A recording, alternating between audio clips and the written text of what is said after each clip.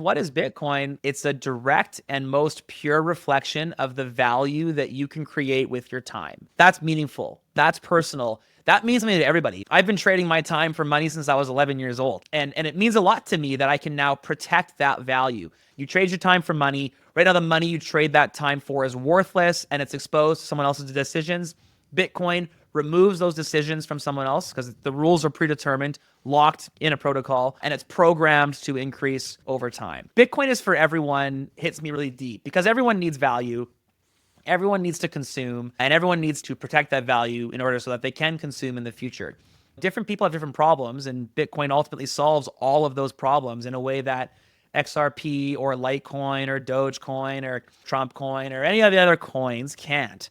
Our current money system is just so corrupt and so bastardized that humanity, like as a species, we are crippling. And I would attribute that to the lack of good money, to the lack of sound money. The addition of sound money to humanity just aligns our incentives, put ourselves, our lives on a trajectory towards sovereignty, towards freedom, and ultimately towards kind of thinking about the next generation to better lives. And that's amazing. We've had 2 full generations grow up inside of a broken money system. Changing that for people that are now 50 years old is quite a mind bender. It's very, very difficult to look at a new way of thinking about money in a world where we haven't really been taught about money. I don't know that people are programmed or currently being taught to ask why.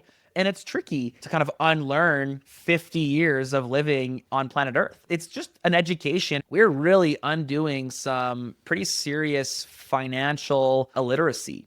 Everyone's so broke and has no real hope for the future. We don't have a world where you're guaranteed to have a good future if you just work hard and save. They're dead set on gambling their present and their future at the hope of a future that they could never dream of. Bitcoin is so much more than number go up. It's truly a lifestyle. It's truly the ability to capture your value into the future. And that's like monetary, of course, but what's the point of having piles and piles of money if you are a vegetable, if you can't think? If you have no friends, if you have no spirituality, if you have no family. The Bitcoin ethos is so much more than just number go up. It's really about prosperity centuries into the future. Oh, I don't understand it, so it must be bad. I think that's what the fiat system breeds. It breeds this level of apathy in our financial system.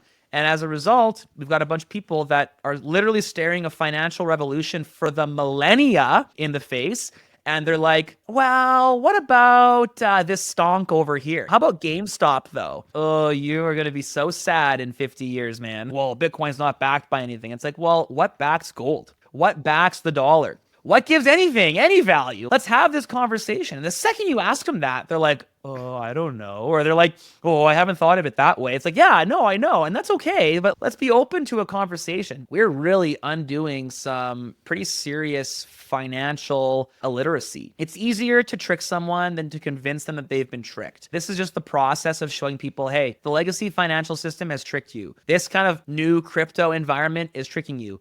And 3, 4, 5 times they go through this cycle, they lose some money, but eventually they wake up and they're like, Bitcoin and self-custody is different. I get it now. On I go. Imagine if there was monetization of communication. If 100% of communication was done via post and then the telephone came along. It wasn't like, there was some little tiny S-curve that happened. The monetization of the post dramatically decreased thanks to telephones. And then now even further thanks to the internet. I think that Bitcoin adoption kind of looks like that. People look at it as if it's some company and not some revolution, some new technology. Why won't the rules change? Someone can change the rules, right? Like someone can just say, yo, we don't like rich people, and so we're changing the rules. That level of centralization scares the crap out of me. It is so scary that my future, my ability to actually perform and reap what I've sown earlier on is subject to those changes. And the same can apply for your 401k in Canada, your RRSP. Everything can be changed when you're locked inside this kind of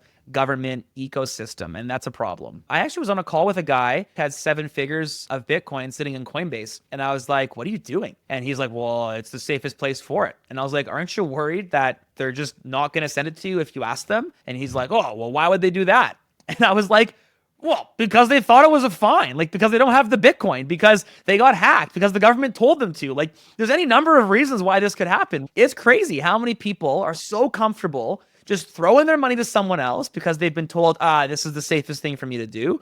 And they just do that. And it's petrifying. It just depends how much power we as citizens give them. Citizens are in the habit of giving the government a pile of autonomy and ability to censor us. And the government is very, very good at coercing us to do so and tricking and lying and doing all the bad things. But they do them and we listen, and it is bad. And so I think we should be careful about not letting the economic nodes become too centralized and having more decentralization. All these other platforms have fees, spreads, and withdrawal fees. It blows my mind. It is so backwards to how we should be building things as Bitcoiners. It just shows a lack of trust, a lack of transparency, and really a lack of a desire to bring a Bitcoin standard into the world. At the bare minimum, the broker and the custodian need to be split. They have to be different entities. If your job is to sell me Bitcoin, then you cannot be doing a good job holding my Bitcoin. If your job is to hold my Bitcoin, then you cannot do a good job selling me Bitcoin. These two things are just inherently opposites. There's more talk about self-custody this cycle than any other cycle before, and there's less talk about NFTs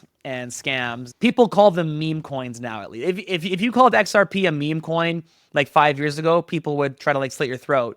Today, it's a foregone conclusion that XRP is a scam. It's a very small number of the XRP army that think anything else. But eventually they wake up and they're like, Bitcoin and self-custody is different. I get it now.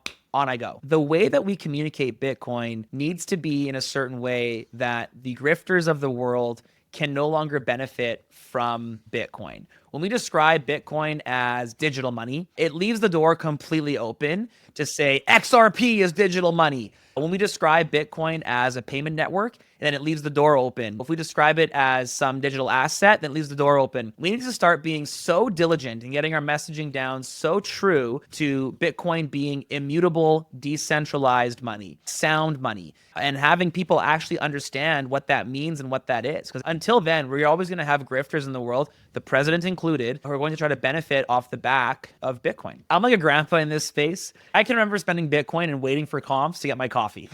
And so the fact that the Lightning Network exists now, I've orange pilled a couple of people here in my city. I can buy coffee with Bitcoin. I can buy buttered chicken with Bitcoin. I can buy steak with Bitcoins. I'm pretty blown away that this is possible. As far as I'm concerned, we're seeing massive success.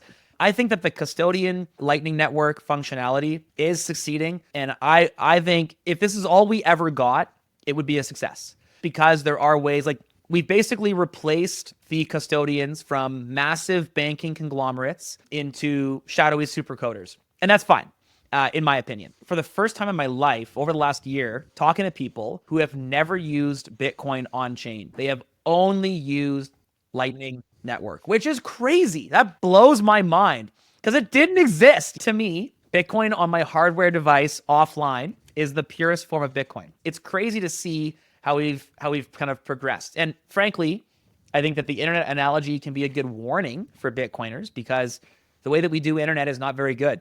It's very, very centralized. It's very, very subject and prone to censorship.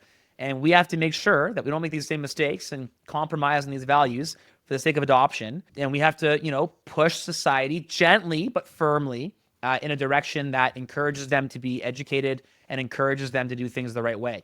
Again, I think the incentive system of Bitcoin aligns with that, but it's something that we have to be cautious of.